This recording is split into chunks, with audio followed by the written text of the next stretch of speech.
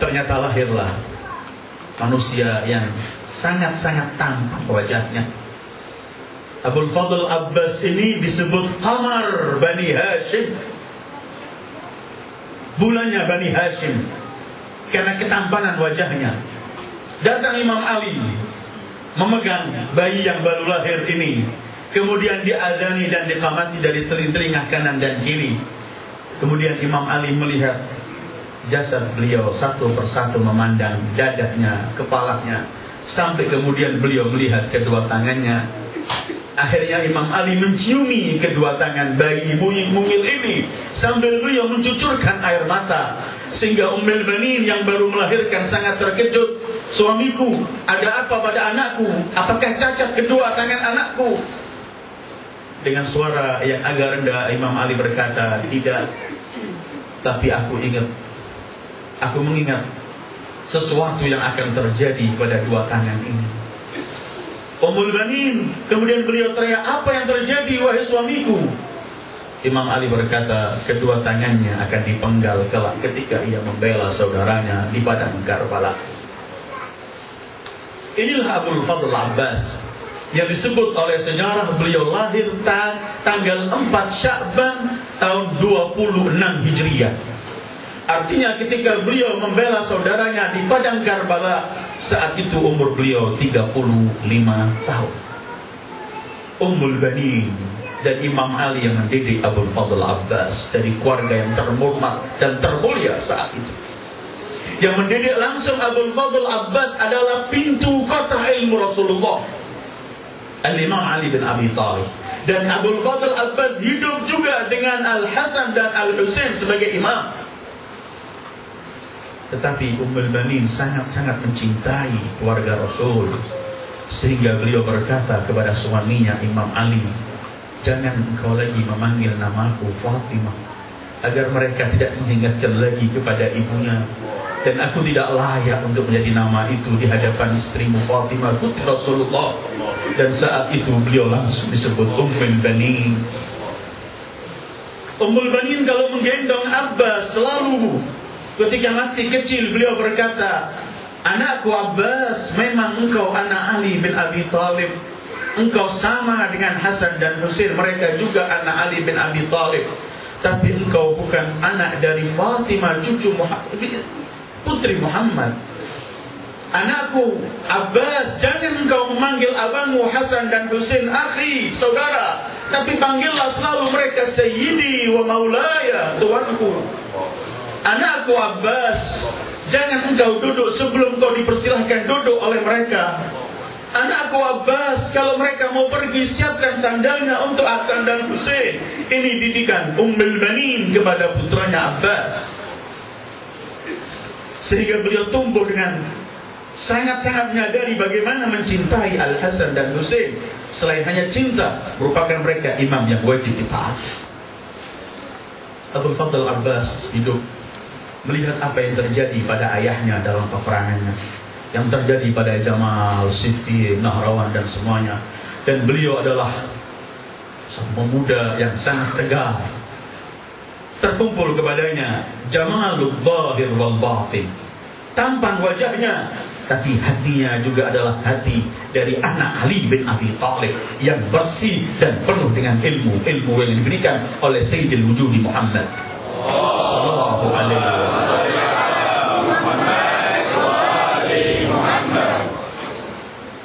Beginilah tumbuh dan hidup Abul Fadl Abbas dalam didikan Ali bin Abi Thalib yang memang sudah dipersiapkan untuk hari Karbala. Dan riwayat pun menyebutkan bahwa Abul Fadl Abbas tidak pernah pisah dengan Imam Husain. Dimanapun ada Imam Husain, di sana ada Abul Fadl Abbas. Begitu sangat mencintai. Sampailah kemudian terjadi peristiwa yang dimana Gubernur Madinah memaksa, yaitu Al-Walid memaksa agar Imam Husain berbaiat kepada Yazid. Imam Husain ketika dipanggil, beliau berkata, kami adalah keluarga Nabi, di rumah kami naik turunnya para malaikat. Sementara Yazid peminum arak, manusia yang selalu melakukan perbuatan durjana. Maka misli, seperti aku. Siapa aku? Husain bin Ali. Misli la yubayah. Sepertiku tidak pernah akan membaiat Yazid. Akhirnya terjadi yang dilakukan saat itu oleh pemerintahan untuk merongrong Al-Imam Husain. Akhirnya Imam Husain setelah menentukan sikap, dia harus meninggalkan kota Madinah. Beliau pergi ke pusara datuknya sallallahu alaihi wasallam. Beliau berpamitan dengan Rasulullah dengan doa sejarah yang pernah kita lihat. Bagaimana Imam Husain menangis di putara Rasul sallallahu alaihi wasallam.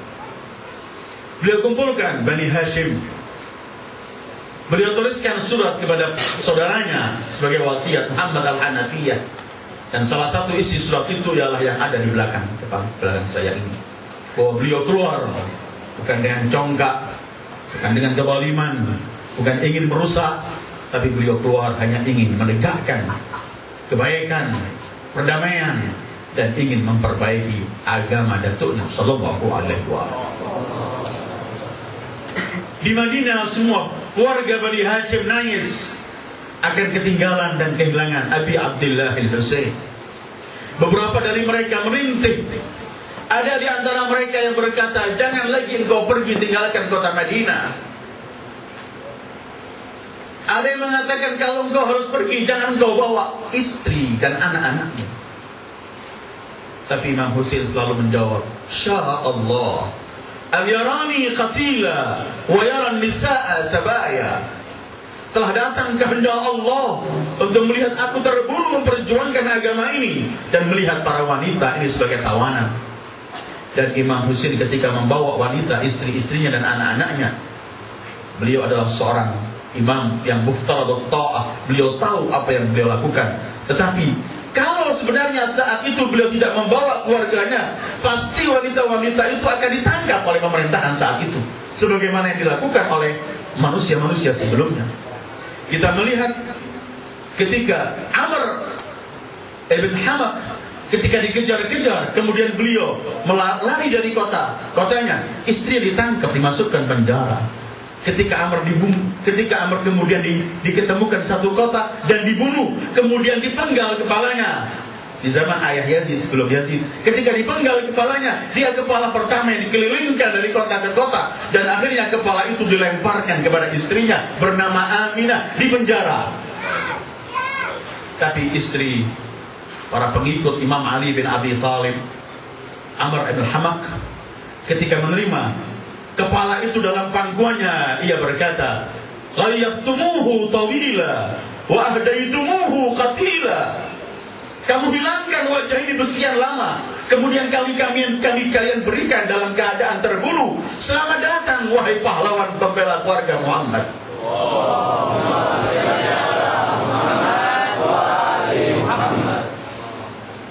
Keluarga Bani Hashim semua mereka nangis, termasuk di antara yang mengantarkan kepergian mereka adalah Ummul Bani. Ummul Bani ketika dipamiti bahwa Imam Husain akan pergi, Ummul Bani memerintahkan semua anaknya harus ikut membela Abi Abdillah. Dan ingin saya baca ungkapan Ummul Bani dalam perpisahannya dengan Al-Imam Husain, dan nasihat serta wasiatnya terhadap anak-anaknya 4 yang harus berangkat dengan Imam Husain. Beliau dengan tegar, Ummul Bani yang sudah tahu karena beliau memiliki anak-anak yang dipersiapkan untuk hari ini, beliau berkata, "Kunu fida'an li sayyidikum wa kunu lahu 'aunan wa dir'a waj'alu qulubakum duru'akum lid-difa'i anhu wa an haramih wa la tuqassiru fi adh-dhabbi anhu wa bayyidhu wajhi inda ummihi wa abihi inda jaddihi wa akhihi wa indahu." Beliau berkata, "Hai anak-anakku, jadilah jiwa kalian tebuskan untuk tuan kalian Husain. Anak-anakku, jadilah kalian mata dan tameng untuk Husain. Anak-anakku, jadikan hati kalian sebagai baju besi untuk membela Husain. Jangan sekali-kali kalian mengurangi pembelaannya terhadapnya dan terhadap keluarganya." Kemudian terakhir beliau berkata, putihkan wajahku di hadapan Ibu Husain. Putihkan wajahku di hadapan Ibu Husain dan Ayah Husain.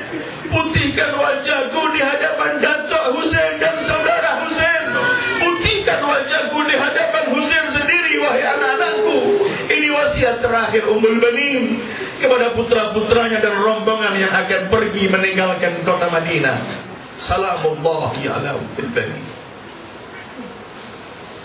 Manusia besar, mendidik manusia besar, dan menjadi orang yang sangat bercinta kepada Ahlul Bait. Abul Fadl bersama Imam Husain berangkat. Kita kalau ingin tahu kedudukan Abul Fadl, mustahil. Tetapi setidaknya kita akan lewat, saya akan bacakan beberapa kesaksian para maksumin terhadap kebesaran dan keagungan Abul Fadl. Al-Imam As-Sajjad beliau pernah berkata, wa inna li'ammi al-Abbas indallahi tabaraka wa ta'ala manzilatan yaghbituhu biha jami'us syuhada yaumal qiyamah. Sesungguhnya pamanku Abul Fadl Abbas mempunyai kedudukan yang tinggi di sisi Allah, sehingga kelak di hari kiamat seluruh para syuhada menginginkan kedudukan Abul Fadl Abbas. Kesaksian Imam Sajjad yang langsung saat itu hadir di Karbala, melihat apa yang dilakukan Abul Fadl Abbas dalam rangka membela Al-Imam Husain. Al-Imam As-Sadiq beliau pernah menyebutkan mengenai keagungan dan kedudukan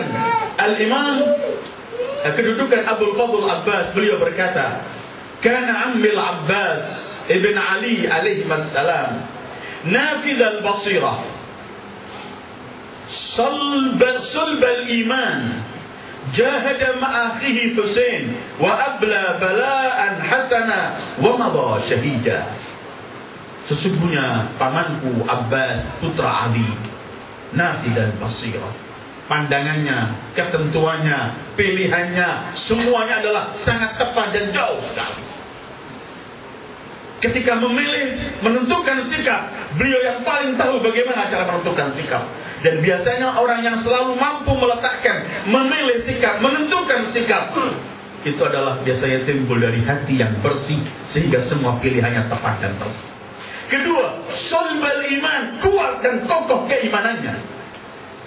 Dan jahada ma'a akhihil Husain, beliau adalah berjihad bersama saudaranya Husain dan mendapatkan bermacam-macam cobaan sampai akhirnya ia mati syahid.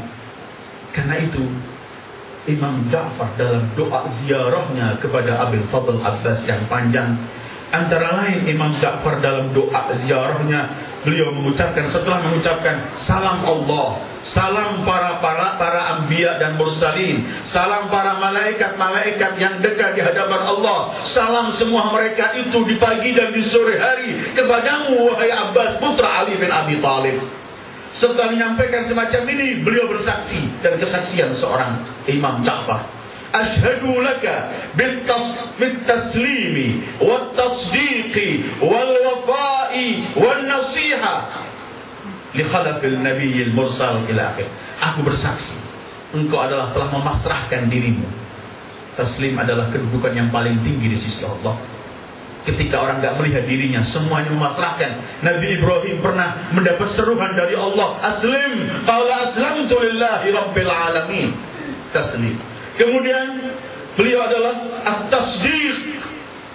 Ini pun kedudukan yang tinggi, sehingga beliau hanya mengiyakan, mempercayai dengan penuh keyakinan apa yang dibawa oleh Sayyidul Wujud Muhammad sallallahu alaihi wa alihi dan dalam semua syariat ini. Wal wafa, yang paling setia. Tidak ada kita melihat kesetiaan seseorang seperti yang dilakukan kesetiaan Abul Fadl Abbas. Bahkan disebutkan beliau wafiyun li akhihi hayyan wa maita. Nanti kita akan bicara di Padang Karbala bagaimana wafat beliau. Tetapi dalam beberapa riwayat disebutkan dalam buku sejarah, Ketika ada salah seorang dari kerajaan India bernazar sesuatu di kuburan Abul Fadl Abbas, ketika nazarnya yang ia inginkan tercapai, ia telah menentukan untuk menjadikan kuburan Abul Fadl Abbas dibangun dengan megah melebihi semua kuburan yang ada. Ketika telah disiapkan semua emas dan semuanya, ketika mereka datang ingin melakukan di hari itu, ternyata penjaga kuburan Abbas mendekati mereka kemudian berkata, jangan lakukan sesuatu di tempat ini. Mereka terkejut, kenapa? Semuanya telah siap.